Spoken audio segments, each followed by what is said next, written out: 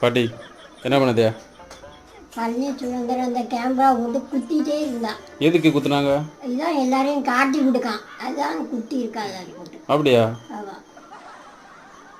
உனக்கு தெரியாத மாதிரி இருக்குண்ணா.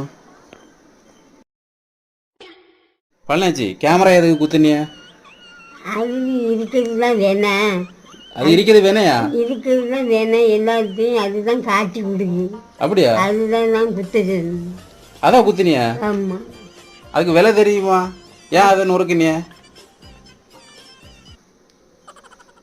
அதெல்லாம் உடைக்க கூடாது, அதெல்லாம் உடைக்க கூடாதுண்ணா. சரியா?